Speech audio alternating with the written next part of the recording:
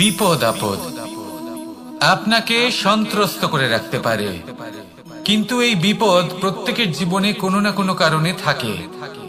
এটা আপনাকে দেখায় যে আপনার মধ্যে কি খামতি রয়েছে, কেন রয়েছে। এই বিপদ হলো সেই মাধ্যম যার দ্বারা আপনি নিজের দুর্বলতাকে নিজের শক্তিতে পরিবর্তন করতে পারেন। একটা ফুলের দিকে তাকান। একটা ফুল তার বুকে যখন একটা সূচ বিধে এপার ওপার হয়ে যায়, শুধু তখনই আমাদের প্রভুর জন্য ফুলের মালা তৈরি করা যায়। সেই জন্য কখনোই বিপদকে ভয় পাবেন না, তার থেকে দূরে পালাবেন না, একে স্বাগত জানান। বোঝার চেষ্টা করুন এই বিপদ কেন আছে। যদি বিপদকে বুঝতে পারেন তবেই জীবনকে বুঝতে পারবেন। যদি জীবনকে বুঝতে পারেন তবে এই বিপদকে সম্পদে পরিণত করতে পারবেন। আসুন আর আমার সাথে ভালোবেসে বলুন, রাধা রাধা। কখনো কখনো মনে এই ভাবনা আসতেই পারে যে ঈশ্বর আজ পর্যন্ত এত রূপে অবতীর্ণ হয়েছেন, এতবার এই পৃথিবীতে এসেছেন, তারপরেও এই সংসারে কোথাও না কোথাও এই পাপ বসবাস করে। এটার কারণ কি? এটার কারণ আমরা স্বয়ংই। যখন কোনো ব্যক্তি এই পৃথিবীর পথপ্রদর্শন করে, এই সংসারকে উচিত দিশা দেখায়, এই সংসারের মঙ্গল করে, আমরা সেই ব্যক্তিকে মানুষ থেকে ঈশ্বর বানিয়ে ফেলি। সেই ব্যক্তির পতন স্বয়ং আমাদের হাতেই হয়ে যায়, কারণ সেই ব্যক্তি তার শ্বাস প্রশ্বাসের জন্য হয় না। সেই ব্যক্তি হলো সেই ভাবনা যা সে এই সংসারকে প্রদান করেছে। আমরা সেই ব্যক্তির ভাবনাটারই অন্ত করে দিই। এটা উচিত নয়। আমরা ওনাকে প্রভু মেনে নিই। প্রভু মানার পর আমরা ওনার কাছে প্রার্থনা করি, হে প্রভু আমাদের সাহায্য করুন। যদি উনি প্রভুও হন, তাও উনি পৃথিবীতে এসেছেন মনুষ্য রূপে। যা কর্ম করেছেন, যা শক্তি প্রাপ্ত করেছেন, এই দেহ থেকেই প্রাপ্ত করেছেন। আপনাদের এটা বোঝানোর জন্য যে এই কাজ আপনিও করতে পারেন। যারা সৎ আত্মা থাকেন তাদের জন্য সর্বশ্রেষ্ঠ শ্রদ্ধাঞ্জলি হলো এটাই যে আপনি তাদের পদচিহ্ন অনুসরণ করে চলুন। না ওনাদের স্মরণে থাকুন, না পুষ্পের মালা ওনাদের চরণে রাখুন, বরং তাদের ভাবনাকে অনুসরণ করে সেই ভাবনা নিয়ে এগিয়ে চলুন। এটা না শুধু আপনার জন্য, বরং সমগ্র সংসারের জন্য লাভদায়ক। তাহলে এটাই করুন আর আমার সাথে ভালোবেসে বলুন, রাধা রাধা। যখন কঠোর রোদে আমাদের শরীর উত্তপ্ত হয়ে যায়, আমরা গরম অনুভব করি, তখনই যদি বর্ষা হয় আর বৃষ্টির জলের ফোঁটা আমাদের শরীরে এসে পড়ে, তখন কেমন অনুভূতি হয়? বর্ষার এই জলের ফোঁটা যখন ধরিত্রীতে পড়ে, তখন যে নাদ উৎপন্ন হয়, মনে হয় যেন এক সঙ্গীত। এমন এক সঙ্গীত যা স্থিরতার সাথে আমাদের বুঝিয়ে দেয় যে এই সূর্যের উত্তাপ, এই রোদ, তা চিরকালের জন্য থাকবে না। সূর্যের কিরণের যতই তেজ থাকুক, যখন বর্ষা আসবে এই রোদের কিরণকে শীতল করবে। সূর্যের তেজ যতই বেশি হোক না কেন, কখনো না কখনো কালো মেঘ আসবে আর সূর্যকে ঢেকে দেবে। অর্থাৎ এই প্রকৃতি আমাদের শিক্ষা দেয় যে কারোর প্রকাশ, যে কারোর মেধা চিরকাল টিকে থাকে না। এবার যদি কথা বলি অন্ধকারের বিষয়ে, তবে রাত্রির কালো অন্ধকারকে একটা জোনাকির আলো পরাজিত করে। অর্থাৎ অন্ধকারও চিরকালের জন্য বজায় থাকে না। এটা কি আমরা বুঝলাম? তবে আপনাদের দুটো সহজ প্রশ্ন করব। জীবনে যখন কিছুই আপনাদের সাথে চিরকাল থাকবে না, তাহলে অহংকার কি নিয়ে? আর জীবনে যদি প্রত্যেক দুঃখ, বিপদ, সমস্যা একটা সময় পর আপনাকে ছেড়ে চলে যায়, তাহলে পরাজয় মানবেন কেন? এই দুশ্চিন্তা ত্যাগ করুন, এই অহংকার ত্যাগ করুন, আসক্তি ত্যাগ করুন আর আমার সাথে ভালোবেসে বলুন, রাধা রাধা। পুরুষার্থ। শাস্ত্রে 4 ধরনের পুরুষার্থের কথা বলা হয়েছে। প্রথম হলো ধর্ম। আপনি কি জানেন এই ধর্ম আসলে কি? আপনার কি মনে হয় ধর্ম আসলে কি? কোনো বিশেষ ঈশ্বরকে মানাই কি ধর্ম বলা হয়? নাকি কোনো বিশেষ রীতি পালন করাই হলো ধর্ম? নাকি কোনো বিশেষ সাহিত্যকে সর্বশ্রেষ্ঠ মনে করাই হলো ধর্ম? না, ধর্ম হলো সেটা যাকে ধারণ করা যেতে পারে। আর ধারণ শুধু সেটাই করা যায় যা পবিত্র। পবিত্র শুধু তাকেই বলা হয় যা নিঃস্বার্থ, যার মধ্যে শাসন করার কোনো ইচ্ছে নেই, যা সরলভাবেই প্রবাহমান, জল এবং বায়ুর মতো। যখন কোনো ব্যক্তি ধর্মকে ধারণ করেন এবং সেই ধর্ম সেই ব্যক্তিকে রক্ষা করে, তখন তাকে ধর্ম বলা হয়। ধর্ম যা রক্ষা করে অহংকার থেকে, খারাপ চিন্তার হাত থেকে। সেই জন্য পুরুষার্থ গড়ে তোলার আগে, ধর্ম পালন করার আগে ধর্মের প্রকৃত অর্থ কি সেটা বুঝে নিন। এটা জেনে রাখুন যে সমস্ত ধর্মের আধার, সমস্ত ধর্মের ভিত শুধুমাত্র ভালোবাসা। আসুন আর এই ভালোবাসার সাথেই বলুন রাধা রাধা। জীবনে শিখরে পৌঁছানোর জন্য মানুষের কি প্রয়োজন হয়ে থাকে? সিঁড়ির। কিন্তু তাও প্রত্যেক মানুষ, প্রত্যেক ব্যক্তি শিখরে পৌঁছতে পারেন না। এর কারণ কি? কারণ একটা হতে পারে যে মানুষ কল্পনা করতে থাকেন কিন্তু সিঁড়ি খুঁজে পান না। কিছু মানুষ খুঁজে নেন কিন্তু তা পেয়ে এতটাই প্রসন্ন হয়ে যান যে তারপর আর কোনো কর্মই করেন না। খুব সোজা ব্যাপার। অনেক মানুষ সিঁড়ি খুঁজে পান না, আর যদি পেয়েও যান তাও যতক্ষণ না তাতে চড়ছেন সেই শিখরে পৌঁছবেন কি করে? যতক্ষণ না আপনি পরিশ্রম করছেন, যতক্ষণ না সেই সিঁড়িতে আপনি চড়ছেন, যতক্ষণ না ক্লান্ত হচ্ছেন, আপনার পায়ে হাঁটুতে ব্যথা না হচ্ছে, ততক্ষণ এই শিখরে পৌঁছানোর সৌভাগ্য লাভ করতে পারবেন না। তাহলে কল্পনার সাথে কর্ম করুন, পরিকল্পনার সাথে পরিশ্রম করুন, সব কিছু পাবেন। আসুন আমার সাথে ভালোবেসে বলুন রাধা রাধা। সমস্যা, কঠিন সময়, সংকট, বিপদ কার জীবনে নেই? প্রত্যেকের জীবনে আছে। কিন্তু আমাকে একটা কথা বলুন, যদি নৌকায় ঢেউকে ভয় পেতে শুরু করে তাহলে সাগর পার করবে কে? কখনো কোনো ছোট্ট পিঁপড়েকে দেখেছেন যে আকারে হয়তো ছোট হতে পারে কিন্তু বড় শিক্ষা দিয়ে যায়? কিন্তু আমরা শিখি না। এবার দেখুন একটা পিঁপড়েকে যে ভোজনের খোঁজে বাইরে বের হয়, একটা ছোট্ট দানা তুলে নেয়। ছোট দানা তোলে কারণ তার থেকে বেশি সে তুলতেই পারবে না। সে দানা নিয়ে চলতে শুরু করে, কোনো দেওয়ালে উঠে পড়ে, আবার পড়েও যায়। সেই দানা দূরে কোথাও একটা পড়ে যায়, তা আবার খোঁজে, তুলে নেয়, আবার চলতে থাকে। পড়ে যায় আবার ওঠে, পড়ে যায় আবার ওঠে। সেই দানাটা রেখে দেয়, আবার বেরিয়ে পড়ে ভোজনের খোঁজে। পরিশ্রম করতে থাকে কিন্তু হার মানে না। এই শিক্ষাই তো আমাদের প্রাপ্ত করতে হবে। নিরন্তর পরিশ্রম আর নির্ভীক হয়ে কর্ম করে যেতে হবে। এটাই হলো সাফল্যের মাধ্যম, এটাই হলো জয়ের মন্ত্র, অচ্যুত অজয় অস্ত্র। তাহলে আসুন আর আমার সাথে ভালোবেসে বলুন রাধা রাধা। মানুষের মানসিকতা এমন হয় যে সে যতটা করে আশা করে যে তার থেকে অনেক বেশি তার বদলে সে পাবে। দেখুন, সবকিছুই আপনার ভাবনা চিন্তার উপর নির্ভর করছে। আপনি যদি ফলের বিষয়ে ভেবে কর্ম করতে থাকেন তাহলে সেটা অনুচিত। জীবনের আসল আনন্দ হলো নিজের কর্ম করতে থাকা, ফলের চিন্তা করা উচিত নয়। যদি আপনি এরকম ভাবেন যে আমি এতটা করছি, আমার এতটা পাওয়া উচিত, সেই ভাবনা অনুচিত।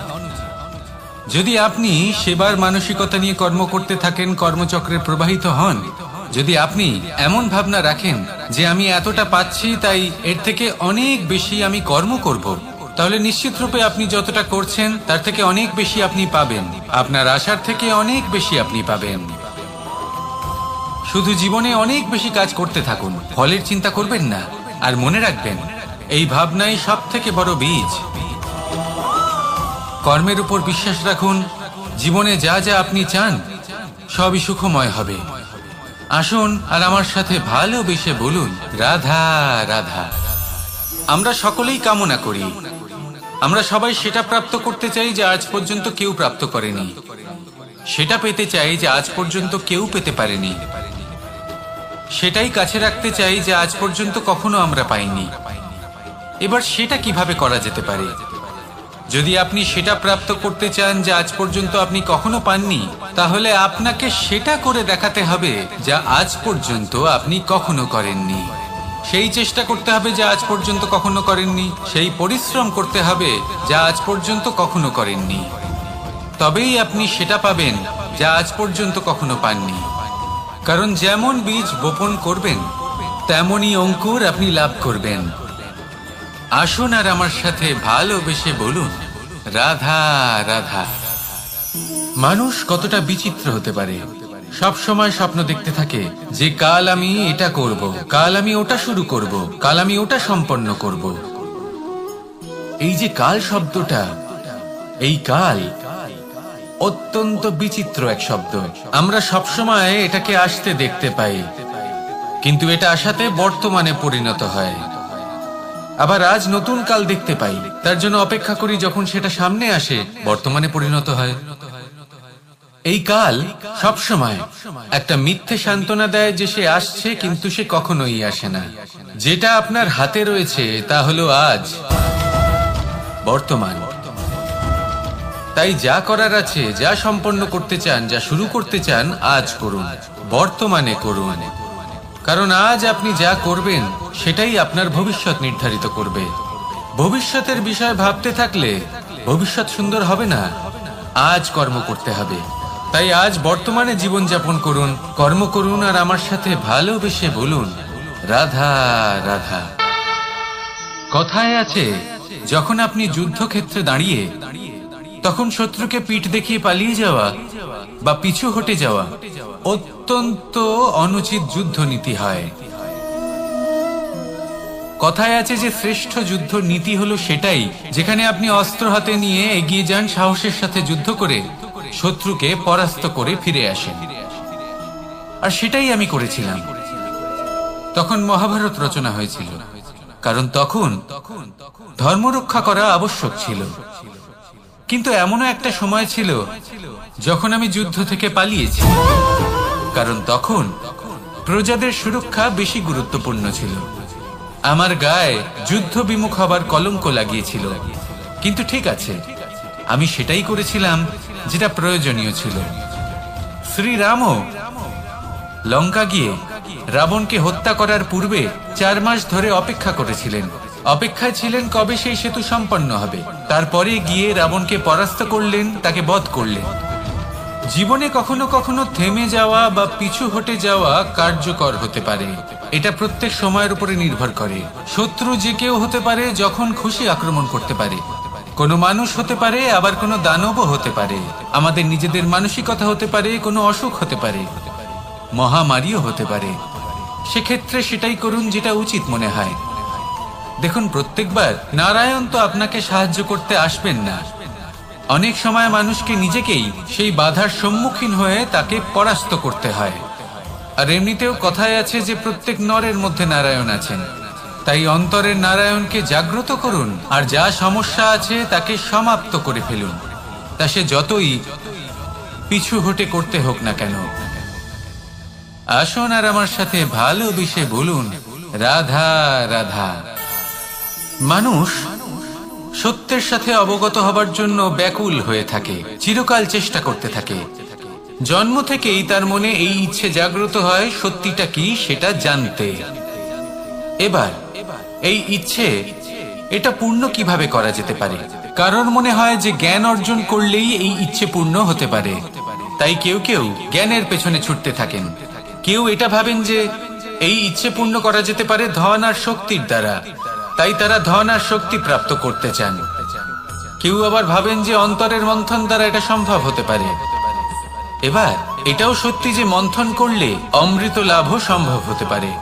কিন্তু তার জন্য এই মন্থন করার জন্য একটা উচিত দিকে অগ্রসর হওয়া প্রয়োজনীয়।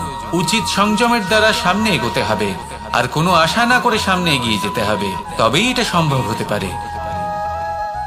একটা বাদ্যযন্ত্রের কথা ভেবে দেখা যাক। তার থেকে সুর তখনই নির্গত হয় যখন তার তারগুলি ঠিক করে বাঁধা হয়। যদি বেশি বেঁধে ফেলা হয় তাহলে তার ছিঁড়ে যেতে পারে, আর যদি ঢিলে থেকে যায় তাহলে তার থেকে উচিত সুর নির্গত হবে না। একটা অত্যন্ত গুরুত্বপূর্ণ কথা মনে রাখবেন, সত্যকে লাভ করার প্রাথমিক আধার হল অনুশাসন। জীবনে এই অনুশাসন আনুন, সত্য আপনা আপনি আপনার কাছে চলে আসবে, আর এই মন প্রসন্ন হয়ে বলবে রাধা রাধা। মানুষের দুটো রূপ রয়েছে, এক আমাদের এই মুখ যা শুধুই চোখে দেখা যায়, আর দ্বিতীয় আমাদের এই মন যা শুধুমাত্র অন্তরাত্মা দ্বারা দেখা যায়। এবার আমাদের এই মুখ তা ঈশ্বর সকলকেই আগে থেকেই প্রদান করেছেন, কিন্তু এই মন কেমন হবে তা আমাদের জীবনের অনুভূতি এবং আমাদের জীবনের লক্ষ্য এগুলি সুনিশ্চিত করে। অর্থাৎ নেত্র দিয়ে দেখা যায় আমাদের এই মুখ, তা শুধুই এই কারণে প্রয়োজন যাতে সংসার আমাদের দেখতে পায়, আমাদের চিনতে পারে। কিন্তু যদি এই সংসারে আপনি প্রকৃত অর্থে মান সম্মান লাভ করতে চান, তাহলে নিজের অন্তরাত্মাকে আপনাকে বিকশিত করতেই হবে। দেখুন, কথায় আছে এই যে অসুর, তা শারীরিকভাবে উপস্থিত নয়, তা মনের মধ্যে থাকে। যদি এই মন থেকে অসুরকে বের করে দেওয়া যায়, তাহলে শরীরে তা উপস্থিত থাকবেই না। তাই মনকে শুদ্ধ করুন আর আমার সাথে ভালোবেসে বলুন রাধা রাধা। পরিশ্রম, এই শব্দগুলি শুনতে হয়তো ছোট মনে হয়, কিন্তু এর মূল্য অনেকটাই অধিক। এবার প্রয়াসও কিন্তু দুই ধরনের হয়। একটা প্রয়াস তাই যা আমরা নিজের মন থেকে, অন্তর থেকে সমগ্র শক্তি দিয়ে করার চেষ্টা করি। এবারে এই প্রয়াস প্রচেষ্টার নামান্তর। কিছু প্রয়াস এমনও হয় যেমন দ্রুতক্রীড়া খেলা। মানুষ বলেন আজ একটু প্রয়াস করি, একটু দ্রুতক্রীড়া খেলেই দেখি, যদি বিজয়ী হই তবে ভালো ব্যাপার, যদি না হই তবে আর কখনো খেলবো না। এটাও কিন্তু প্রয়াস, কিন্তু এই প্রয়াস পরিশ্রম নয়। পাণ্ডবদের দেখুন, ওনারা যখন পরিশ্রম করেছিলেন তখন খাণ্ডবপ্রস্থকেও ইন্দ্রপ্রস্থ বানিয়েছিলেন। দ্রুতক্রীড়া খেললেন, সেই মুহূর্তেই ইন্দ্রপ্রস্থ হারিয়ে ফেললেন। পরিশ্রম করলেন, সগৌরবের রাজা হলেন। দ্রুতক্রীড়া খেললেন, তখন এক মুহূর্তে রাজা থেকে নিঃস্ব হয়ে গেলেন। সারমর্ম এটাই যে দ্রুতক্রীড়া কখনো কখনো আপনার মিত্র হতে পারে, কখনো সে আপনাকে বিজয়ী করতে পারে, কিন্তু প্রয়াস এবং পরিশ্রম যখন একসাথে মিলিত হয় তখন তা সর্বদাই আপনার সাথে থাকে। প্রয়াস করতে থাকুন, পরিশ্রম করতে থাকুন, আর আমার সাথে ভালোবেসে বলুন রাধা রাধা। কখনো কোনো বাগানের কোনো বৃক্ষকে দেখেছেন যেখানে সুগন্ধি ফুল থাকে, রসালো ফল থাকে? তখন মন প্রফুল্ল হয়ে ওঠে, মন থেকে সেই বৃক্ষের প্রতি ভালোবাসা জন্মায়। কিন্তু যিনি বাগানের মালিক, শুধুমাত্র তিনিই জানেন যে কিভাবে এই বৃক্ষকে আগলে রাখতে হয়, কিভাবে তার পরিচর্যা করলে এতে সুন্দর সুগন্ধি ফুল হবে, রসালো ফল হবে। কখনো কখনো প্রয়োজনের থেকে বেশি রোদ পেলে এই বৃক্ষগুলি শুকিয়ে যায়, প্রয়োজনের থেকে কম রোদ পেলেও এই বৃক্ষ কিন্তু শুকিয়ে যায়। প্রয়োজনের থেকে কম জল যদি পায় এই বৃক্ষ শুকিয়ে যেতে পারে, প্রয়োজনের থেকে অতিরিক্ত জল যদি পায় তখনও এই বৃক্ষের শিকড়গুলি নষ্ট হয়ে যেতে পারে। এবার এটাই কিন্তু আমাদের সংসারের সাথেও হয়। আমাদের সংসারের সকল প্রতিভাশালী ব্যক্তি, যেমন লেখক, বিচারক, প্রবক্তা, যোদ্ধা, এদের সবার ক্ষেত্রে এই কথাটাই প্রযোজ্য। যদি বেশি প্রশংসা করা হয় তাহলেও এরা হারিয়ে যাবে। প্রয়োজনের থেকে বেশি যদি নিন্দা করা হয় তখনও তারা নত হয়ে পড়বেন। তাহলে আপনি এদের রক্ষা করুন এবং নিজেদেরও। মনে রাখবেন একটা কথা, জেনে রাখুন কখন কোন নিন্দায় আপনি লজ্জিত হবেন না, আর কখন কোন প্রশংসার দ্বারা নিজের মধ্যে অহংবোধ জাগ্রত করবেন না। এই মন সুপ্রসন্ন হয়ে বলবে, রাধা রাধা। আমাদের গৃহে অনেক কক্ষ রয়েছে, কিন্তু এমন কি আছে যে একটাই থাকে? আমাদের গৃহের দ্বার। এমন কেন হয়? অনেক দ্বার তো থাকতেই পারে। ভেবে দেখুন, একটা বিশাল ভবন রয়েছে, তার চতুর্দিকে অনেক দ্বার আছে। ভালোই হবে, যাতায়াত করতে সুবিধা হবে, কিন্তু এমন আমরা কেন করি না? এবার আপনি বলবেন যে এটার উত্তর তো সহজ। যতগুলো দ্বার থাকবে ততজন দ্বারপালও থাকবে। কে কখন কোথা থেকে আসবে, কোথায় চলে যাবে সেদিকে খেয়াল থাকবে না। চুরির সম্ভাবনাও বেড়ে যাবে। যাক, এই বিষয়ে অন্তত আপনি বোঝেন। সেই জন্য আপনার গৃহে একটাই দ্বার রয়েছে। কিন্তু আপনার মনের বিষয় কি জানেন? আপনার মনেও কি কোনো দ্বার আছে? নেই। তার মানে যে কোনো ব্যক্তি যেখান থেকে খুশি আসতে পারে, আর আপনার মনে যা খুশি প্রবেশ করিয়ে চলে যেতে পারে। কোনো বাধার সম্মুখীন না হয়ে কোনো ব্যক্তি আপনার মনে যা কিছু প্রবেশ করিয়ে চলে যাবে, তা সে আমাদের পক্ষে শুভ হোক, অশুভ হোক, বা যতই ঘাতক হোক না কেন। সেই ভাবনা হতে পারে বাসনাময়, ক্রোধে পরিপূর্ণ, মতভেদে পরিপূর্ণ, বিদ্বেষ বা অহংকারে পরিপূর্ণ, বা কোনো ব্যর্থ ভাবনা হতে পারে। বিশ্বের যে কোনো ভাবনা মনে এসে বসবাস করতে পারে। এবার মনে যা ভাবনা থাকবে, মন সেটাই অনুভব করবে। নেতিবাচক ভাবনা যদি মনে ঘর করে, মন সুখ অনুভব কি করে করবে? সেই জন্য আবশ্যক হলো মনের মাঝে ইতিবাচক সত্তার দ্বার গড়ে তোলা। অর্থাৎ কোনো ভাবনা যদি আসে এবং ইতিবাচক হয়, তাহলে তাকে মনে প্রবেশ করতে দিন। যদি তা আপনাকে আর্থিক, সামাজিক, পারিবারিক, আধ্যাত্মিক লাভ দেয়, তাহলে তাকে প্রবেশ করতে দিন। যদি না দেয়, যদি তা নেতিবাচক ভাবনা হয়, তাকে দ্বার থেকেই আবার ফিরিয়ে দিন। জীবনে শিখরে পৌঁছানোর জন্য মানুষের কি প্রয়োজন হয়ে থাকে? সিঁড়ির।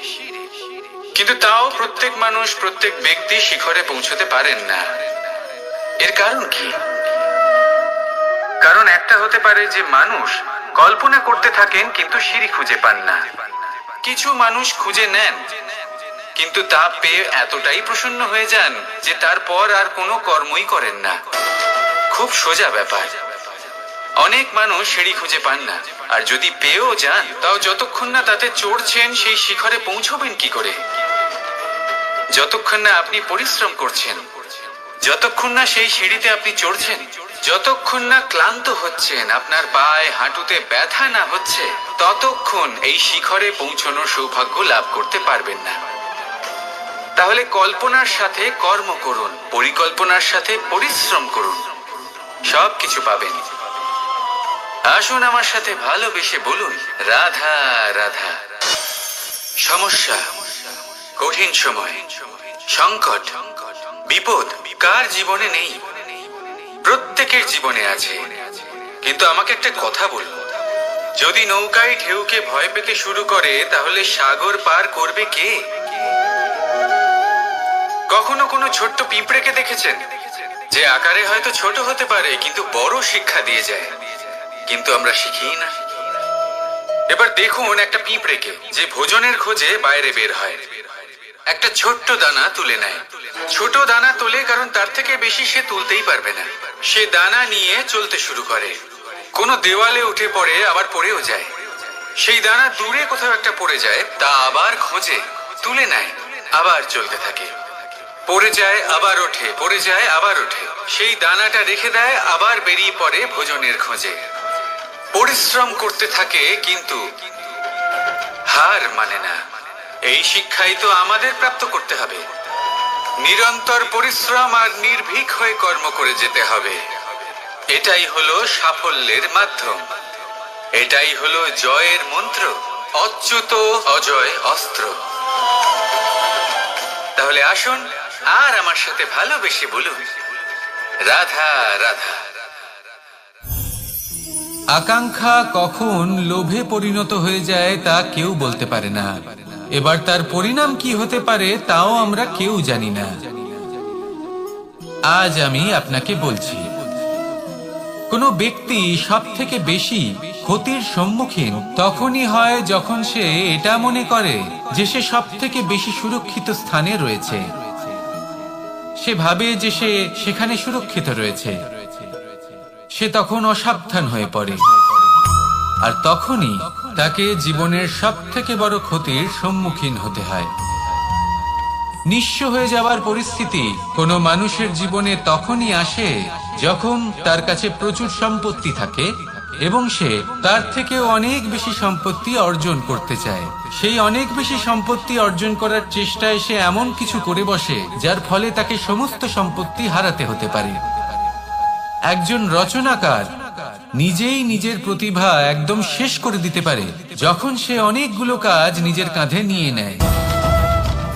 একটা গুরুত্বপূর্ণ কথা সবসময় মনে রাখবেন, আজ আপনি যেখানেই থাকুন না কেন, যেমনই যে কোনো স্থানেই থাকুন না কেন, এর পেছনে আপনার আকাঙ্ক্ষার একটা বিশাল ভূমিকা রয়েছে। কিন্তু মনে রাখবেন, আপনাকে শিখতে হবে যে কখন আর কিভাবে নিজের উচ্চাকাঙ্ক্ষাগুলিকে লাগাম পরাতে হবে, কারণ এটা অত্যন্ত আবশ্যক। তাই আসুন আর আমার সাথে ভালোবেসে বলুন, রাধা রাধা।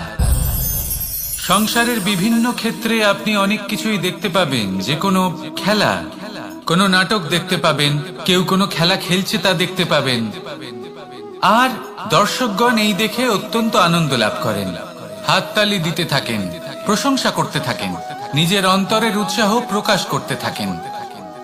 কি দেখে করেন? সেই সমস্ত খেলোয়াড়দের দেখে করেন যারা এই খেলাটা খেলছে, তাই না? কিন্তু অনেক সময় সেই খেলোয়াড়রা সেই খেলার আনন্দ উপভোগ করতে পারেন না, কারণ ওনারা চাপা পড়ে যান তাদের কামনার চাপে, জয় লাভ করার কামনা, প্রথম স্থান লাভ করার ইচ্ছে, প্রতিযোগিতায় সব থেকে এগিয়ে থাকার ইচ্ছে তাদেরকে এই খেলা উপভোগ করতেই দেয় না। সেই জন্য কখনো কখনো এই খেলোয়াড়দের থেকে অনেক বেশি আনন্দ উপভোগ করেন দর্শকগণ, যেখানে এই খেলাটা কিন্তু খেলছেন খেলোয়াড়রাই। আমি এটা বলছি না যে এই ইচ্ছে, এই আকাঙ্ক্ষা অনুচিত না, কিন্তু তার সাথে সেই খেলা, সেই কর্মের আনন্দ উপভোগ করাও অত্যন্ত গুরুত্বপূর্ণ। তাই সেটা উপভোগ করুন। যে উৎসাহ আপনি উপভোগ করছেন তা যাপন করা অত্যন্ত গুরুত্বপূর্ণ। দেখুন, সত্যি বলতে এটা কিন্তু আপনার অধিকারও বটে। আপনি যে কর্ম করছেন তার ফল তো আপনি অবশ্যই পাবেন। সেটা যখন আপনি পাচ্ছেন তখন আপনার তা উপভোগ করা উচিত। সেটাই করুন। জীবনে সফলতা এবং অসফলতা এরা আসা যাওয়া করতে থাকে। যখন সাফল্য আসবে তখন তা উপভোগ করুন, যখন অসফলতা আসবে তখন তার থেকে শিক্ষা লাভ করুন। সাফল্য আপনার কাছে আবার ফিরে আসবে। আর এই মন, আপনি তো জানেন, এই মন প্রসন্ন হয়ে বলবে, রাধা রাধা। ভোজন। এই সংসারে যেই হোক না কেন, কোনো মানুষ হোক, কোনো প্রাণী হোক, কোনো কীট হোক বা কোনো বনস্পতি হোক, প্রত্যেকের জন্য ভোজন অতি আবশ্যক। কারণ ভোজন থেকেই শক্তি পাওয়া যায়, আর সেই শক্তি দিয়েই সংসারের, আমাদের জীবনের সমস্ত কার্য করা যায়। এবার এমন এক ধরনের শক্তি হয় যা শীতের ঋতুতে সূর্য থেকে আমরা পেয়ে থাকি, আর আরেক ধরনের উত্তাপ হয় যা দিয়ে ভোজন রান্না করা হয়, সুস্বাদু নানান ধরনের ভোজন। এবার অত্যন্ত গুরুত্বপূর্ণ হলো যে ব্যক্তি সেই ভোজন বানাচ্ছেন তার মানসিক পরিস্থিতি, এবং সেই ব্যক্তি যিনি ভোজন গ্রহণ করছেন তার মানসিক অবস্থা। যখনই আপনি ভোজন বানাচ্ছেন তখন ভালোবাসার সাথে কাজটা করুন, ধন্যাত্মক ভাব নিয়ে, সৎ ভাবনার সাথে। কারণ আপনার এই মানসিক স্থিতি শক্তির আকারে সেই খাদ্যের সাথে মিলে মিশে যায়। আর যখনই আপনি ভোজন গ্রহণ করছেন তখন সদ্ভাবনার সাথে, প্রসন্নতার সাথে গ্রহণ করুন, ধন্যাত্মক ভাব নিয়ে। যদি আপনি প্রসন্নতার সাথে রান্না করেন, প্রসন্নতার সাথে খাদ্য গ্রহণ করেন, তাহলে আপনি প্রসন্নই থাকবেন, আর মন সুপ্রসন্ন হয়েই বলবে, রাধা রাধা। কখনো কোনো চাতক পাখিকে দেখেছেন? কথায় আছে যে বছরে মাত্র একবার সে তার তৃষ্ণা মিটিয়ে থাকে, আর তাও আকাশে ভেসে থাকা মেঘের দ্বারা ঘটানো বৃষ্টির জলের ফোঁটা থেকে। আর কোথাও থেকে সে তার তৃষ্ণা পূরণ করে না। সারা বছর সে নিদারুণ গরম সহ্য করে, তীব্র শীতও সহ্য করে, শুধু এই আশা নিয়ে যে বছরে একবার অন্তত সেই মেঘের ঘন ঘটা হবে, বৃষ্টি হবে, আর সে তার তৃষ্ণা নিবারণ করবে। এটা আসলে কি? এটা আসলে বিশ্বাস। সেই বিশ্বাস যে বছরে একবার সেই মেঘ আসবে তৃষ্ণা নিবারণ করতে। যেমন দেখুন, একটা সূর্যমুখী ফুল সারা রাত অন্ধকারের সাথে যুদ্ধ করে, কারণ তার বিশ্বাস যে ভোরবেলায় সূর্য তাকে অবশ্যই দর্শন দেবেন। সেটাও বিশ্বাস ছিল যার উপর ভরসা করে মনু একটা নৌকা নিয়ে বেরিয়ে পড়েছিলেন এবং সমস্ত সৃষ্টিকে প্রলয়ের হাত থেকে বাঁচিয়েছিলেন। সেটাও ছিল ভালোবাসার প্রতি বিশ্বাস, যার উপর ভরসা করে বানর এবং ভাল্লুক সেনা নিয়ে শ্রীরাম আক্রমণ করেছিলেন সমস্ত বরদানপ্রাপ্ত অসুরগণ এবং রাক্ষসগণের লঙ্কায় এবং জয় লাভ করেছিলেন। এই বিশ্বাসই হলো এই বিশ্বের আশা। বিশ্বাস রাখুন যে আপনি হলেন সর্বশ্রেষ্ঠ এবং শুধুই নিজের কর্ম করতে থাকুন। এই বিশ্বাসের আশাই আপনাকে প্রতি মুহূর্তে বল প্রদান করবে। এ হলো আমার বিশ্বাস। আসুন আর আমার সাথে ভালোবেসে বলুন, রাধা রাধা।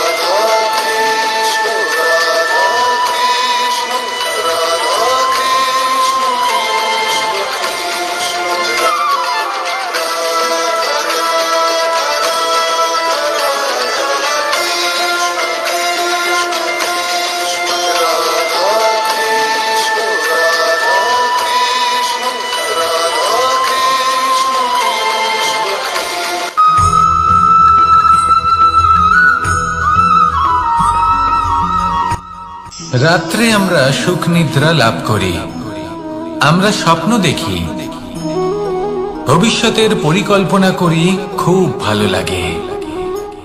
সকালে যখন চোখ খুলি নিদ্রা ভঙ্গ হয়, স্বপ্ন সেইখানেই ভেঙে যায়, আর তারপর আমরা আমাদের রোজকার জীবন যাপন করি। স্বপ্ন হয়তো মানুষ রাতের বেলায় দেখেন, কিন্তু সেটাকে সার্থক দিনের বেলাতেই করতে হয়। রাতে মধুর বাতাসের নিচে কোমল শয্যায় শুয়ে মাতার গলায় মিষ্টি গান শুনতে শুনতে নিদ্রায় আচ্ছন্ন হওয়া, স্বপ্ন দেখা, ভবিষ্যতের পরিকল্পনা করা বড়ই সরল। কিন্তু সকালবেলায় সময় মতো উঠে সূর্যের তাপ সহ্য করে, সেই উষ্ণতা সহ্য করে সর্বাঙ্গ ঘেমে গিয়ে নিজের পথ খুঁজে বের করা, সেই পথে অগ্রসর হওয়া, বাধা বিপত্তি এসবের সম্মুখীন হওয়া, আর তারপর লক্ষ্য লাভ করা, এগুলো কঠিন কাজ। এ হলো অত্যন্ত কঠিন কাজ। যদি আপনি চান যে স্বপ্ন আপনি দেখেছেন তা সত্যি হোক, তাহলে দিনের বেলায় আপনাকে বেরিয়ে কর্ম করতেই হবে, পরিশ্রম করতেই হবে। মনের এই চক্ষু দিয়ে স্বপ্ন দেখা সম্ভব, কিন্তু যদি আপনি বুঝতে পারেন যে এই স্বপ্নই হলো আপনার লক্ষ্য, তাহলে তাকে সার্থক করতে শুধুমাত্র পরিশ্রম দ্বারাই করতে হবে। তাহলে পরিশ্রম করুন আর আমার সাথে ভালোবেসে বলুন, রাধা রাধা। মানুষের জীবনে তিনটি গুণ অত্যন্ত প্রয়োজনীয়: শ্রদ্ধা, বিনম্রতা, যোগ্যতা। যদি জ্ঞান লাভ করতে চান তাহলে শ্রদ্ধার প্রয়োজন, যদি মান লাভ করতে চান তাহলে স্বভাবে বিনম্র হওয়া প্রয়োজন, আর যদি মনোবাঞ্ছিত স্থান লাভ করতে চান তাহলে যোগ্যতার প্রয়োজন। বিষয়টা সহজ। শ্রদ্ধা আপনাকে জ্ঞান দেবে, নম্রতা আপনাকে মান, আর যোগ্যতা উচিত স্থান দেবে। কিন্তু যদি আপনি এই তিনটি গুণ সম্মিলিত করেন, তাহলে এমন কিছু লাভ করবেন যা এই সব কিছুর থেকে অনেক ঊর্ধ্বে। সম্মান, আর এ হলো সেই সম্মান যা প্রত্যেক মানুষের নিজের জীবনে লাভ করতে চেষ্টা করা উচিত। কারণ এই হলো সেই সম্মান যার কারণে আপনি চলে যাওয়ার পরেও এই সংসার আপনাকে ভালোবাসবে আর মনে রাখবে। আসুন আমার সাথে ভালোবেসে বলুন, রাধা রাধা। আকাঙ্ক্ষা কখন লোভে পরিণত হয়ে যায় তা কেউ বলতে পারে না। এবার তার পরিণাম কি হতে পারে তাও আমরা কেউ জানি না। আজ আমি আপনাকে বলছি, কোনো ব্যক্তি সব থেকে বেশি ক্ষতির সম্মুখীন তখনই হয় যখন সে এটা মনে করে যে সে সব থেকে বেশি সুরক্ষিত স্থানে রয়েছে। সে ভাবে যে সে সেখানে সুরক্ষিত রয়েছে। সে তখন অসাবধান হয়ে পড়ে, আর তখনই তাকে জীবনের সব থেকে বড় ক্ষতির সম্মুখীন হতে হয়। নিঃস্ব হয়ে যাওয়ার পরিস্থিতি কোনো মানুষের জীবনে তখনই আসে যখন তার কাছে প্রচুর সম্পত্তি থাকে এবং সে তার থেকে অনেক বেশি সম্পত্তি অর্জন করতে চায়। সেই অনেক বেশি সম্পত্তি অর্জন করার চেষ্টায় সে এমন কিছু করে বসে যার ফলে তাকে সমস্ত সম্পত্তি হারাতে হতে পারে। একজন রচনাকার নিজেই নিজের প্রতিভা একদম শেষ করে দিতে পারে যখন সে অনেকগুলো কাজ নিজের কাঁধে নিয়ে নেয়। একটা গুরুত্বপূর্ণ কথা সবসময় মনে রাখবেন, আজ আপনি যেখানেই থাকুন না কেন, যেমনই যে কোনো স্থানেই থাকুন না কেন, এর পেছনে আপনার আকাঙ্ক্ষার একটা বিশাল ভূমিকা রয়েছে। কিন্তু মনে রাখবেন, আপনাকে শিখতে হবে যে কখন আর কিভাবে নিজের উচ্চাকাঙ্ক্ষাগুলিকে লাগাম পরাতে হবে, কারণ এটা অত্যন্ত আবশ্যক। তাই আসুন আর আমার সাথে ভালোবেসে বলুন, রাধা রাধা। অনেক সময় আমরা জীবনে অনেক মানুষকে এমন বলতে শুনে থাকি যে আমি অসফল হয়েছি কারণ আমার সময় ভালো যাচ্ছিল না। আমি এই জিনিসটা লাভ করতে চাইছিলাম কিন্তু করতে পারলাম না কারণ আমার সময়টা ভালো যাচ্ছিল না। আমি আমার জীবনে ওই মহান কাজটা করতে চাইছিলাম কিন্তু করতে পারলাম না। কেন? কারণ আমার সময়টা ভালো যাচ্ছিল না। কিন্তু যে মুহূর্তে ভালো সময় আমার জীবনে আসবে আমি সব কিছু প্রাপ্ত করব। এমন প্রায় প্রত্যেকেই বলেন। আসুন একটা কথা বোঝা যাক। একজন মালিকে দেখুন, সে প্রত্যেক দিন গাছের সেবা করে, তাকে জল দেয়, তার যত্ন আত্তি করে। কেন? প্রত্যেক দিন সেই গাছ ফল দেয় না। সঠিক সময় এলে তবেই সেই গাছ ফল দেয়, কিন্তু প্রত্যেক দিন মালি তার সেবা করে, তাকে যত্ন করে। শুধুমাত্র তখন করে না যখন সেই গাছ ফল দিতে সক্ষম। আর যদি মালি গাছের যত্ন প্রতিদিন না করে তাহলে হয়তো সেই গাছ ফল দিতেই পারবে না। এটাই হলো আমাদের জন্য একটা শিক্ষা। যখন সময় আমাদের জন্য অপেক্ষা করে না তখন আপনি সময়ের জন্য কেন অপেক্ষা করছেন? ভালো সময়ের জন্য অপেক্ষা করবেন না। ভালো এবং শুভ কর্ম দ্বারা ভালো সময়কে নিজের কাছে টেনে আনুন। নিরন্তর কর্ম করুন, পরিশ্রম করতে থাকুন। শুভ সময় আপনা থেকেই আপনার কাছে আসবে। আসুন আমার সাথে ভালোবেসে বলুন, রাধা রাধা। মানুষের এই সংসারে জীবনযাপন করার জন্য কিছু জিনিসের প্রয়োজন পড়ে। এমন কিছু আবেগ, এমন কিছু বস্তু আছে যেগুলো তার প্রয়োজন হয়। কিন্তু সব থেকে বেশি যে জিনিসটা তার প্রয়োজন হয় সেটা হলো সম্মানের। আমাদের ভালো লাগে যখন কেউ আমাদের সম্মান করে। আমরা কাউকে সম্মান করলে তারও সেটা ভালো লাগে। কিন্তু আপনি দেখবেন যে সংসারে বেশিরভাগ মানুষ দুটি মাপদণ্ডের ভিত্তিতে সম্মান করেন। হয় বয়স দেখে করেন বা উপার্জন দেখে, অর্থাৎ সেই ব্যক্তি কতটা উপার্জন করেন। এবার ভেবে দেখুন, এটা আবশ্যক নয় কারোর বয়স যদি বেশি হয় তার বুদ্ধিও ততটাই বেশি হবে।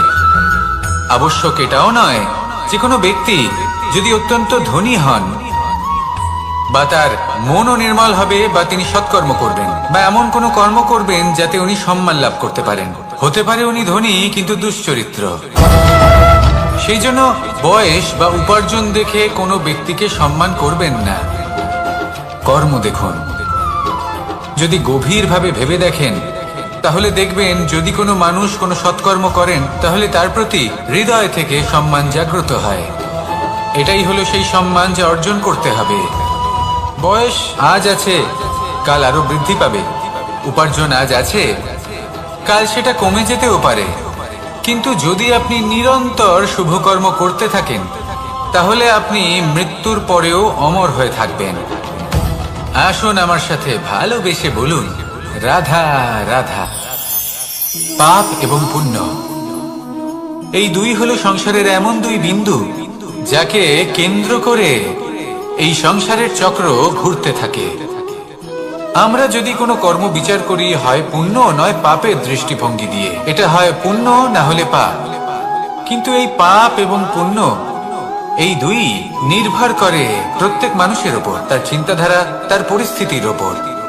ধরুন এমন একজন মানুষ যিনি অনেক দিন ধরে বনে পথ হারিয়েছেন, অনেক দিন হয়তো উনি কোনো খাবার খাননি। এবার এমন পরিস্থিতি চলে এসছে যে এবার যদি উনি খাবার না খান তাহলে হয়তো জীবিতই থাকবেন না।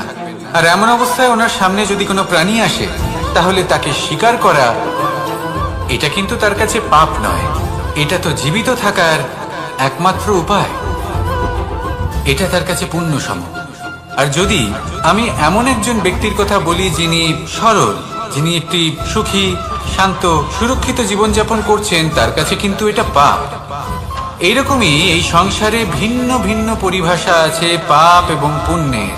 তার মধ্যে যদি আমি আপনাকে একটি সরল পরিভাষা দিই, সেটা হলো জীবনে যখনই কোনো কর্ম করবেন সেটা নিয়ে একটু ভেবে দেখুন যে এই যে কাজটা আমি করছি তার ফলে এই যে অন্য মানুষেরা আছেন এই সংসারে তারা কি দুঃখ পাবেন? যদি তারা দুঃখ পান তাহলে সেটা পাপ। যদি আপনি এমন কোনো কর্ম করেন যার ফলে অন্যরা প্রসন্নতা লাভ করেন, তাদের মুখে হাসি ফুটে ওঠে, যদি তারা প্রেরিত হন, জীবনে সামনে এগোতে পারেন, তাদের বিকাশ হয়, তাহলে এটা হলো পুণ্য। তাই জীবনে সবসময় পুণ্য করতে থাকুন আর আমার সাথে ভালোবেসে বলুন, রাধা রাধা। বনস্পতি ফলনের জন্য আমাদের কিসের প্রয়োজন পড়ে? একটু ধরিত্রীর, একটু পরিশ্রমের, আর একটা বীজের। এবার যদি মানুষের কথা বলি তাহলে এখানে ধরিত্রী হলো মানুষের এই জীবন, যেখানে মানুষ নিজের ইচ্ছের ফল ফুল ফলন করতে চায়। পরিশ্রম হলো আমাদের কর্ম, আর বীজ হলো আমাদের নির্বাচন। আমাদের বেছে নিতে হবে যে আমরা কি বপন করব, আম নাকি ফণি মনসা। এর মধ্যে আমরা কি পেতে চাই? রসালো ফলের ফলন চাই নাকি কাঁটার ফলন চাই, তা আমাদের উপর নির্ভরশীল। কিন্তু একটা কথা ঠিক, লক্ষ্য যেমনই হোক না কেন, জীবন যেমনই হোক না কেন, যদি আপনি লক্ষ্যের দিকে এগোতে থাকেন তাহলে কর্মের সাথে খামখেয়ালি আচরণ করতে পারবেন না। যদি আপনি এমন করেন তাহলে এটা আপনাকে একটা অনুচিত লক্ষ্যে পৌঁছে দেবে, সেটা কিন্তু নিশ্চিত।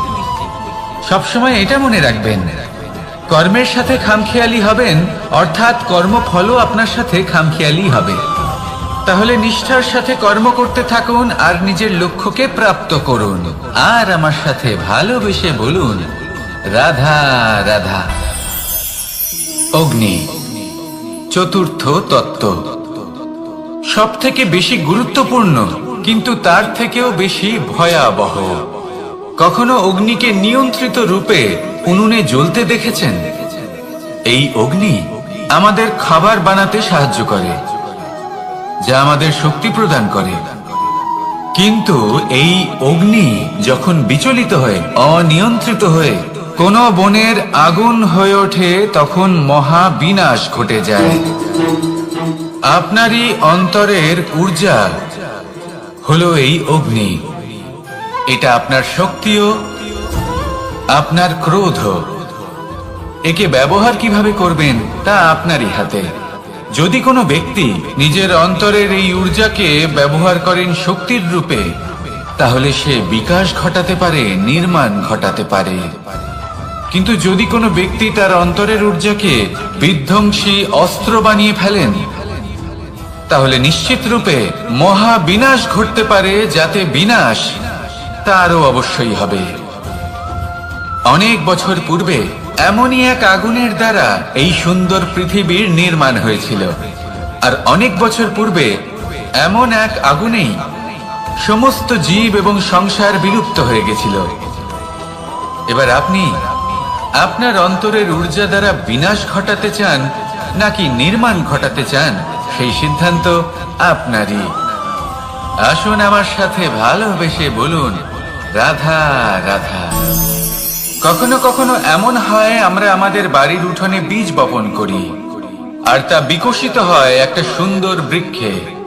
তার শাখাগুলি প্রতিবেশীর বাড়ি পর্যন্ত পৌঁছায়। ফলের বর্ষণ প্রতিবেশীর বাড়িতেও হয়ে থাকে। আর আমরা ভাবি গাছ আমরা উৎপন্ন করব আর ফল খাবেন আপনারা। এই কেমন কথা হলো?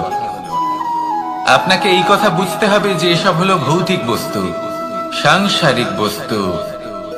কখনো নিজের বাড়ির বাগানে ভালোবাসার গাছ বপন করে দেখুন। তার শাখাও প্রতিবেশীর বাড়ি পর্যন্ত পৌঁছবে, ফলের বর্ষণ সেখানেও হবে। কিন্তু সেই ফল চাইতে আপনাকে যেতে হবে না, সেই ফল দ্বিগুণ মাত্রায় আবার আপনার কাছেই ফিরে আসবে। তাই নিজের বাড়িতে আর নিজের মনে ভালোবাসার গাছ উৎপন্ন করুন। এই জীবন প্রসন্ন হয়ে বলবে, রাধা রাধা।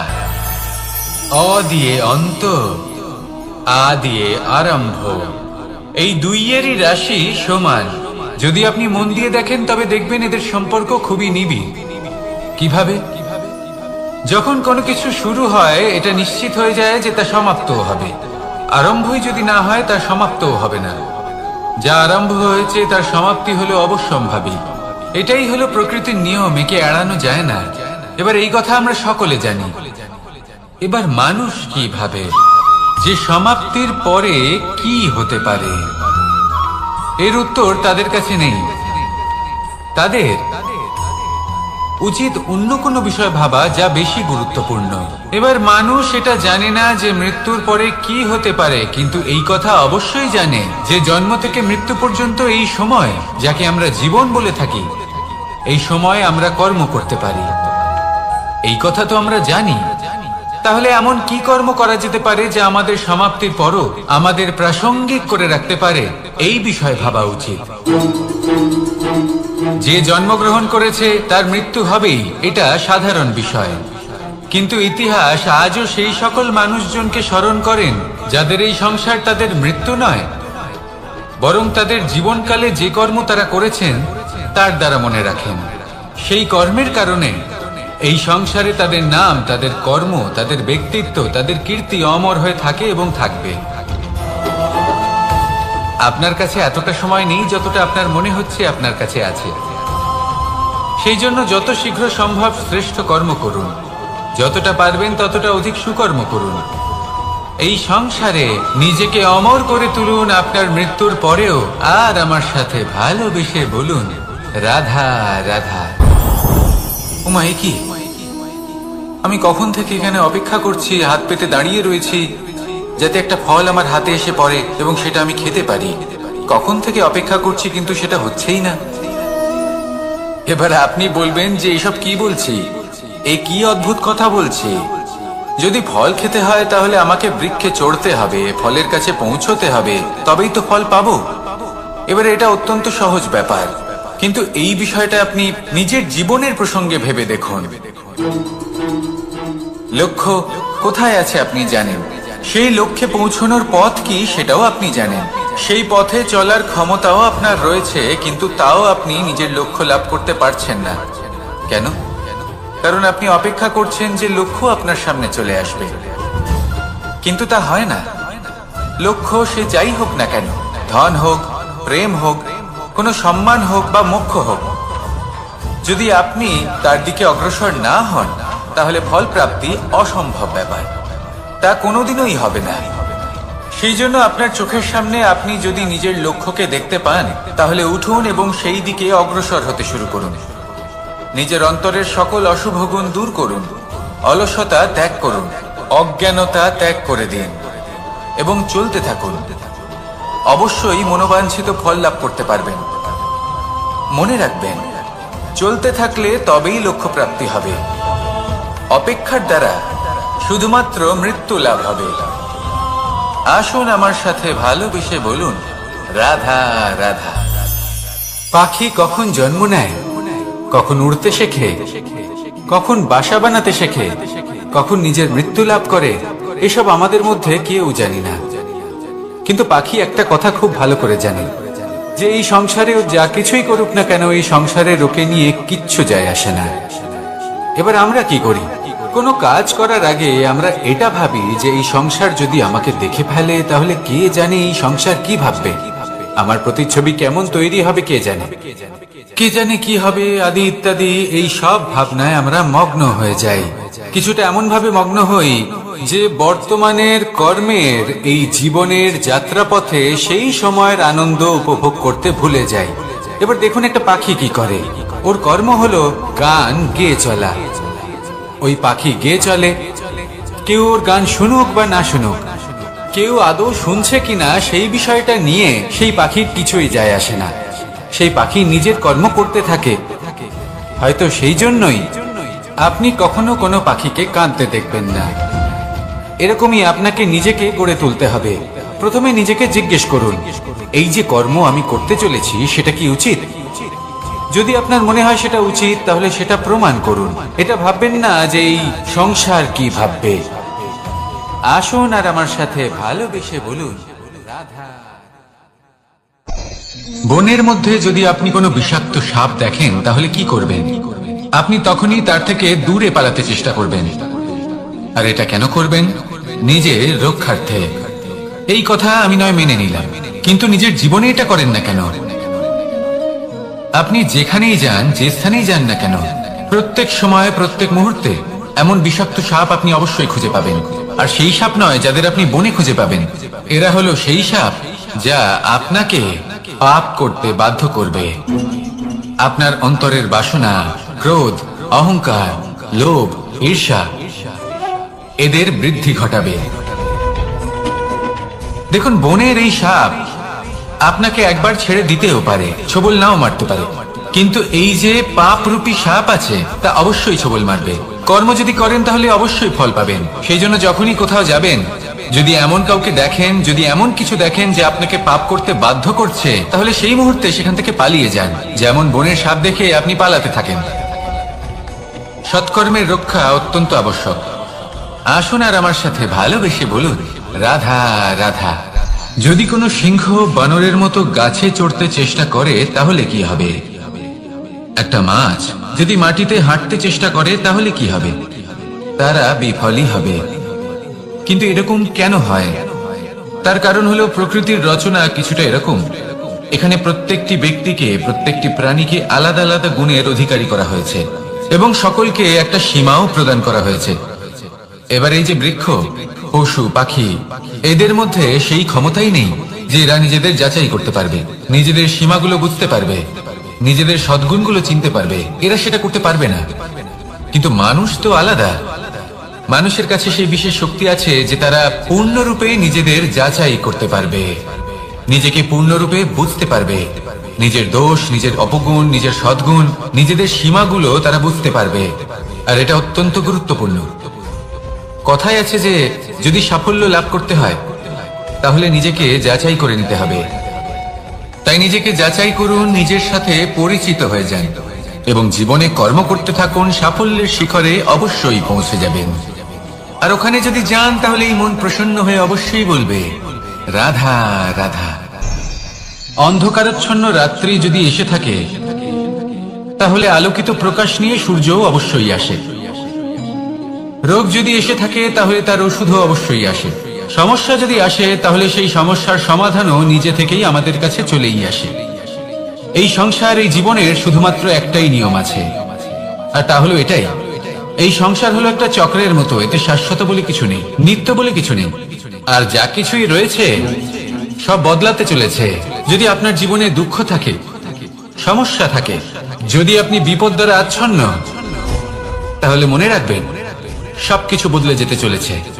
দুঃখের সময় কাঁদবেন না, মনকে আরো দুঃখী করে তুলবেন না, কারণ এখানে যা কিছুই এসেছে তা যাওয়ার জন্যই এসেছে। তাহলে এত চিন্তা কিসের? আনন্দ সহকারে জীবন যাপন করুন, আর আমার সাথে ভালোবেসে বলুন, রাধা রাধা। রাত্রিবেলায় যখন আলোকিত জোনাকিদের দেখেন তখন মন প্রসন্ন হয়ে ওঠে। এদের দেখতে খুবই সুন্দর লাগে। আর এমন ঠিক কেন হয়? প্রথম হলো এটাই যে রাতের বেলায় চতুর্দিক অন্ধকারাচ্ছন্ন থাকে। এমত অবস্থায় যদি আমরা কোথাও একটু প্রকাশ দেখি তাহলে সেটাই আশার কিরণের ন্যায় মনে হয়। সেই প্রকাশই আমাদের মন প্রসন্ন করে তোলে। আর সেই জন্য যে সকল মানুষ রাতের বেলায় কোনো জোনাকি দেখতে পান তারা প্রসন্ন হয়ে যান। এবার কখনো কখনো জীবনে আমাদের মনে হয় যে চতুর্দিকে শুধুমাত্র অন্ধকারই হয়ে আছে। প্রত্যেকেরই তা কখনো মনে হয়।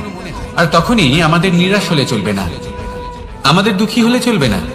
সেই সময় আমাদের খুঁজতে হবে নিজেদের আশেপাশে, চতুর্দিকে আর কোথাও না কোথাও আমরা প্রকাশ অবশ্যই দেখতে পাবো। আশার একটা কিরণ অবশ্যই দেখতে পাবো। কেউ এমন একটা কর্ম করেন যেটা দেখে আমরা প্রেরিত হয়ে যাই। আর এমন কোন কর্ম যদি আপনারা করেন তাহলে সেই কর্ম আপনার মনকে প্রসন্ন ভাব, আনন্দ এবং ভালোবাসা দ্বারা ভরিয়ে তুলবে। আপনার অন্তরে সেই অন্ধকারের অন্ত করবে, দুঃখেরও অন্ত করবে। আর এই মন প্রসন্ন ভাব নিয়ে বলবে, রাধা রাধা। মনুষ্য জীবনের সব থেকে বেশি গুরুত্বপূর্ণ বিষয় হলো মনের একাগ্রতা। এই সংসারের যে কটি মহান কার্য সম্পাদন হয়েছে তা হলো মনের এই একাগ্রতার একমাত্র ফল। আপনি অবশ্যই দেখে থাকবেন অনেক ছোট বড় নদী যা বয়ে চলে তাদের সামনে একটা বাঁধ নির্মাণ করা হয় সেই সব নদীর জল সঞ্চয় করতে। বাঁধ হয়ে গেলে প্রয়োজন মতো বা মনের ইচ্ছে মতো তাকে ব্যবহার করা সম্ভব। এবার এটাই আমাদের মনের সাথেও সম্ভব। আমাদের মনের একাগ্রতা আজকের দিনে দাঁড়িয়ে বিভিন্ন ধরনের বিকার, ক্রীড়া এবং ভোগের মধ্যে ভাগ হয়ে গেছে। একে একত্রিত করতে হবে, একটা বাঁধ নির্মাণ করতে হবে, কর্মের বাঁধ। আপনাকে শুধু এটাই করতে হবে, যেটা উচিত কর্ম সেটাই করুন, যেটা অনুচিত কর্ম সেটা করা থেকে নিজেকে বিরত রাখুন। ব্যাস, এই কাজটাই আপনি করতে থাকুন, করতে থাকুন। মনের মধ্যে একাগ্রতার বাঁধ নির্মাণ করুন। আর একবার যদি তা নির্মাণ হয়ে যায় তাহলে যখন চাইবেন, যেখানে চাইবেন, যতটা চাইবেন একাগ্রতা প্রয়োগ করতে পারবেন। আর একবার যদি আপনি এটা শিখে যান তাহলে এই সংসারকে বদলে ফেলার মতো কাজ আপনি করতে পারবেন, সমাজকে শুধরাবার মতো কাজ করতে পারবেন। তাহলে এই মনকে একাগ্র করুন আর আমার সাথে ভালোবেসে বলুন, রাধা রাধা।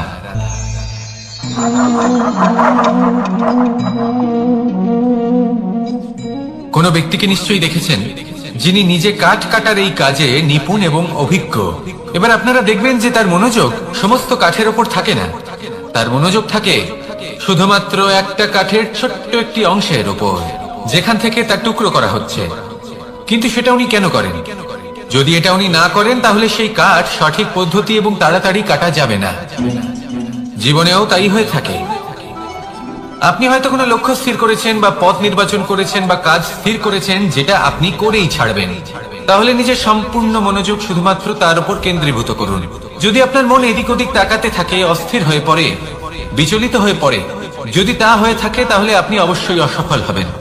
তাই কর্মঠ থাকুন, নিরন্তর কর্ম করতে থাকুন এবং পূর্ণ মনোযোগ দিয়ে নিজের কাজ করুন। নিজের পথে অগ্রসর হন বা নিজের লক্ষ্য প্রাপ্ত করতে চেষ্টা করুন।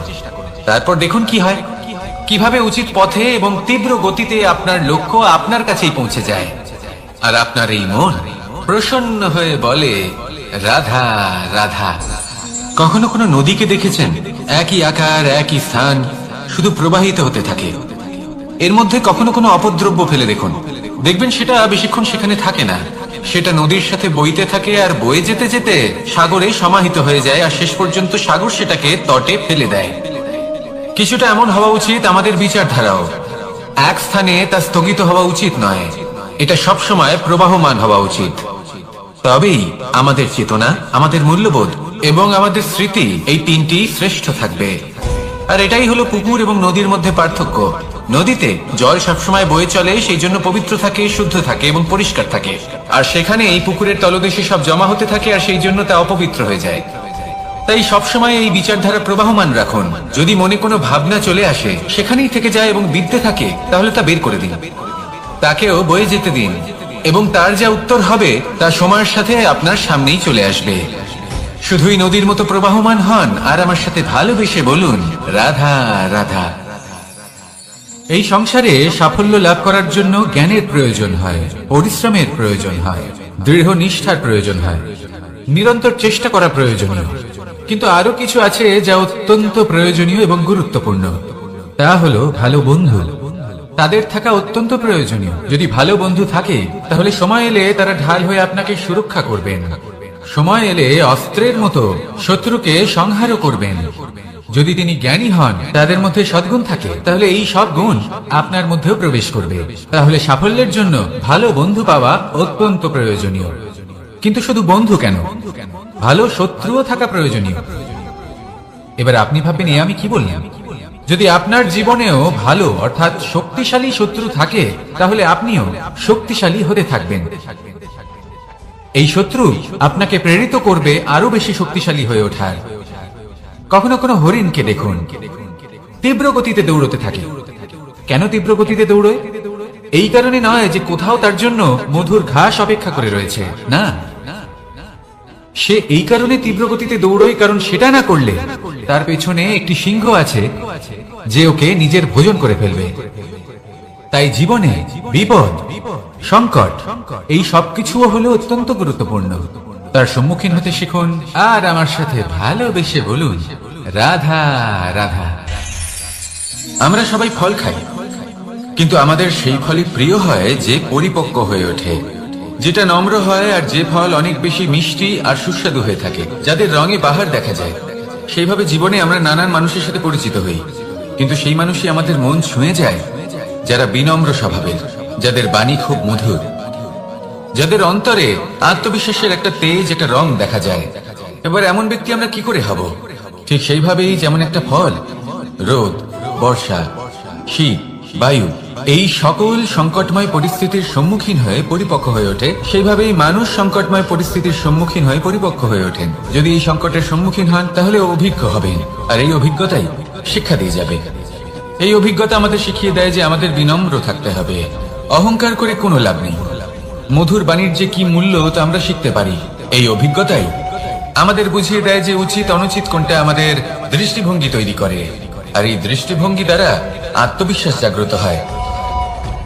সেই জন্য জীবনে কখনো বিপদ থেকে দূরে পালাবেন না, সেগুলোর সম্মুখীন হন, অভিজ্ঞতা লাভ করুন, তার থেকে শিক্ষা লাভ করুন, এইভাবেই পরিপক্ক হবেন।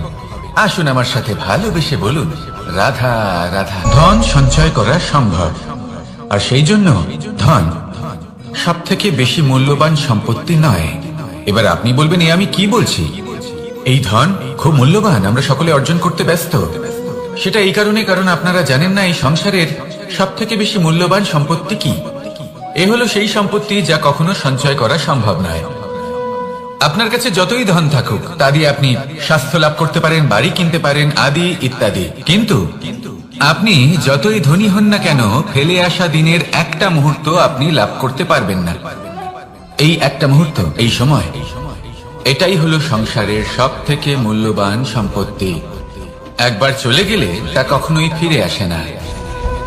আর এই মুহূর্ত যতই চলে যাক না কেন, আমরা স্মৃতির মাধ্যমে সেগুলি যাপন করতে পারি, তার আনন্দ উপভোগ করতে পারি, আর যার সাথে আমরা সময় অতিবাহিত করেছি তার স্মৃতিতে আমরা চিরকাল জীবিত থাকতে পারি। সেই জন্য সময় সব থেকে মূল্যবান সম্পত্তি, তাকে এইভাবে নষ্ট করবেন না। প্রত্যেকটা মুহূর্ত উপভোগ করুন, আনন্দ করুন, আর ভালোবেসে বলুন, রাধা রাধা। কনক, কি সুন্দর একটা শব্দ। এর অনেকগুলো রূপ রয়েছে, অনেকগুলো অর্থও রয়েছে। প্রথম অর্থ হলো স্বর্ণ, অর্থাৎ সম্পত্তি। দ্বিতীয় অর্থ ধুতুরা, অর্থাৎ গাছের ছোট একটা বীজ, যা কিনা অত্যন্ত শক্তিশালী হয়। যদি বেশি মাত্রায় এর প্রয়োগ করা হয় তাহলে এটা বিষময় হয়ে উঠতে পারে। এই হলো সেই ধুতুরা যার প্রয়োগ মহাদেবের পুজোতে করা হয়। এবার প্রশ্ন হলো এটাই যে এই স্বর্ণ এবং এই ধুতুরার মধ্যে মিল কি রয়েছে? মিল হলো এটাই যে এই দুটোই মানুষকে মত্ত করে তোলে। ধুতুরা মানুষকে তখন মত্ত করে যখন তাকে সেবন করা হয়, কিন্তু স্বর্ণ, ধন, সম্পত্তি, মানুষ এটা যতটাই অর্জন করে নেয় সেটাই যথেষ্ট। এই স্বর্ণ মানুষের ভাবনা চিন্তা করার ক্ষমতাকে বশ করে ফেলে। মানুষ সম্পত্তির লোভে মত্ত হয়ে ওঠে, কারণ যে যত চমৎকারী, যতটা অমূল্য হয়, তাকে সামলানো কিন্তু ততটাই কঠিন, তাই না? তাই মনে রাখবেন, ধন, স্বর্ণ, সম্পত্তি এগুলো ধুতুরার থেকেও অনেক বেশি বিষাক্ত হতে পারে। তাই এর উপর আত্মসংযমের একটা কবচ পরিয়ে রাখবেন এবং বিবেকের শক্তির সাথে এগুলো প্রয়োগ করুন, তবেই কল্যাণ হবে। আসুন আমার সাথে ভালোবেসে বলুন, রাধা রাধা। আমার কাছে যশোদা মা যেমন, আমার কাছে দেবকী মা যেমন, আমার কাছে ঠিক তেমনই হলেন গোমাতা। এবার ভেবে দেখার বিষয় হলো এটা যে এই সংসারে অসংখ্য প্রাণী আছে, একজন গাইকে একজন মায়ের মর্যাদা কেন দেওয়া হয়? তাহলে এর অনেকগুলো কারণ আছে। এই গাই অর্থাৎ গোমাতা, এনারা হলেন অত্যন্ত শান্ত, শান্তিপ্রিয়, কখনো কারোর কোনো ক্ষতি করতেই পারেন না। গোমাতা যে দুধ আপনি কখনো কোনো সাধারণ পাখি দেখেছেন, যেমন বাবুই? সে কি করে? সে কোনো গাছের ডালে নিজের বাসা বানায়। এবার সেইখানে বাসা বানানো সহজ ব্যাপার, কারণ সামগ্রী আশেপাশেই পাওয়া যায়। কিন্তু সমস্যা হলো আক্রমণ। কোনো সাপ বা অন্য কোনো পশু ওর বাসাতে ওর সন্তানদের উপর না আক্রমণ করে বসে, এই ভয়ে তার সব সময় থাকে। আর এটা সব থেকে কঠিন ব্যাপার এদের জন্য, নিজের বাসায় নিজের সন্তানদের সুরক্ষা। আর বাজ পাখি, যদি আমরা বাজের কথা বলি তাহলে তারা কি করে? বাজ পাখি কোনো উঁচু পাহাড়ের শিখরে কোনো পাথরের খাঁজে নিজের বাসা তৈরি করে। এবার ওখানে বাসা বানানো একেবারেই সহজ ব্যাপার নয়, কারণ সামগ্রী আশেপাশে পাওয়া যায় না, দূর থেকে নিয়ে আসতে হয়। কিন্তু সেইখানে আক্রমণের ভয়ও কখনোই থাকে না। এইভাবে উচিত রূপে ও নিজের বাসা রক্ষা করতে পারে, নিজের সন্তানদের রক্ষা করতে পারে।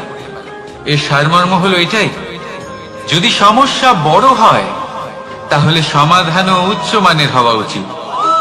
একটা বাজ পাখির মতো ভাবা আরম্ভ করে দিন, জীবনে যে কোনো সমস্যা ছোট মনে হবে। রাধা রাধা।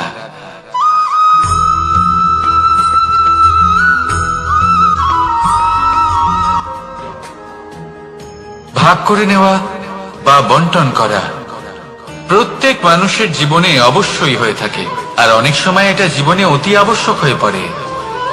কিন্তু ভাগ করার মনোকামনা তার থেকেও বেশি গুরুত্বপূর্ণ হলো যে কোন ঘটনার আধারে এই বাটোয়ারা হলো। অনেক সময় এই বাটোয়ারা হলো শান্তির প্রতীক, আবার অনেক সময় এই বাটোয়ারা বিপ্লব ঘটাতে পারে, এমন এক বিপ্লব যা মহাযুদ্ধ ঘটিয়ে দিতে পারে। দেখুন, বাটোয়ারা সম্পত্তির হোক বা হোক ভিক্ষা, শিক্ষা কিন্তু একটাই। জীবনে অনেক সময় বাটোয়ারা দরকার হতে পারে, কিন্তু যতদূর সম্ভব তা এড়িয়ে চলুন, একসাথে মিলে এগিয়ে চলুন। কারণ দেখুন, এই যে বাটোয়ারা ভাগ করে দেয়, আর সেখানেই একতা আপনাকে অগ্রসর করে। তাহলে আপনিও এটাই করুন, একসাথে মিলে সামনে এগোন, আর আমার সাথে ভালোবেসে বলুন, রাধা রাধা।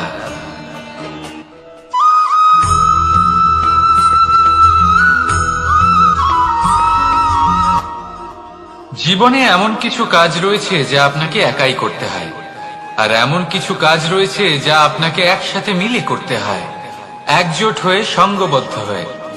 এবার সঙ্গবদ্ধ বলতে কি বোঝাতে চাইছি? আমি তাদের কথা বলছি না যারা বাস্তবিকভাবে একে অপরের সাথে কাজ করেন, আমি তাদের কথা বলছি যারা একে অপরের থেকে দূরে থেকেও একে অপরকে বিশ্বাস করেন। আমি আগেও বলেছিলাম, সমস্ত বিশ্বের আশা বিশ্বাসেই বসবাস করে, তাই না? তাই যেখানে সমস্ত বিশ্ব আছে, সমস্ত সংসার আছে, সেইখানেই বিশ্বাস রয়েছে। তাই আপনার আশেপাশে এমন দল সঙ্গবদ্ধ করুন যাদের আপনার উপর বিশ্বাস আছে আর যাদেরকে আপনি বিশ্বাস করতে পারেন। তাহলে আসুন আর আমার সাথে ভালোবেসে বলুন, রাধা রাধা।